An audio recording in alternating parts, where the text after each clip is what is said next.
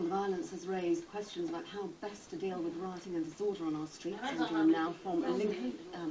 We've just spoken to Patrick Mercer. I'm now joined by Darcus Howe, who is a writer and broadcaster, and we can speak to him now. And Marcus Dow is in Croydon.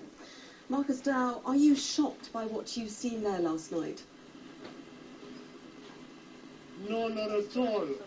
I have been living in London for 50 years. There are so many different moods and moments.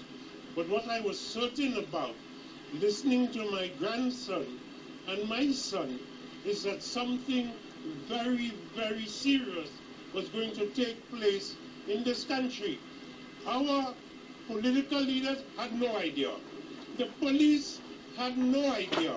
But if you looked at young blacks and young whites with a discerning eye and a careful hearing, they have been telling us, and we would not listen, that what is happening in this country to them. Mr. Howe, if I can just stop you, Mr. Howe, for a moment. You say you're not shocked. Does this mean that you condone what happened in your community last night? I condone, of course not. What I'm going to condone it for, what I'm concerned about more than anything else, there is a young man called Mark Duggan.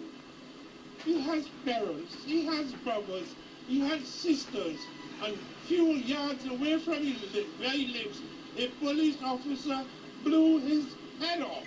Well, Mr. Howe, we have to.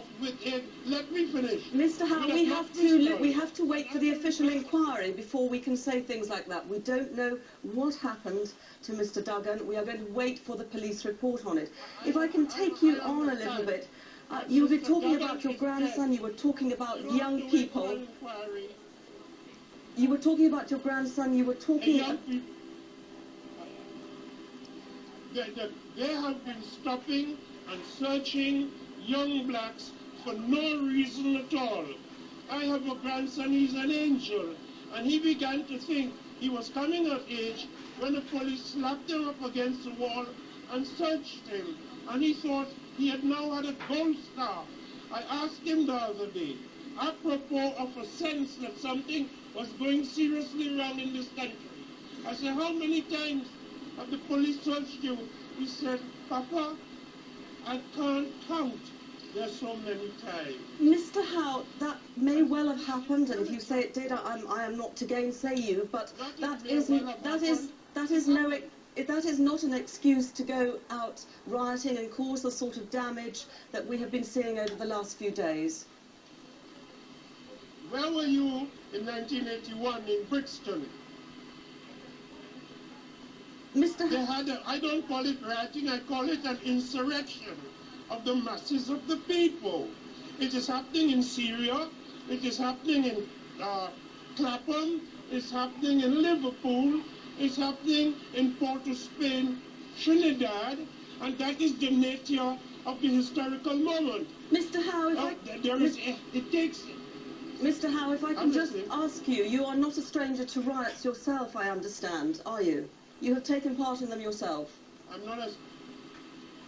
have never taken part in a single riot.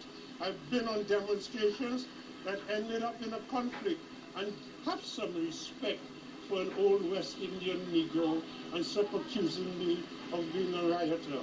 Because you won't tickle me to get abusive. You just sound idiotic. Have some respect. Darcus Howe. Grandchildren. Thank you very much for joining us from Croydon. Darcus Howe, their writer and broadcaster. Okay, well, there's been a huge knock-on to lots of aspects of He doesn't know what to do because she sounds like an idiot.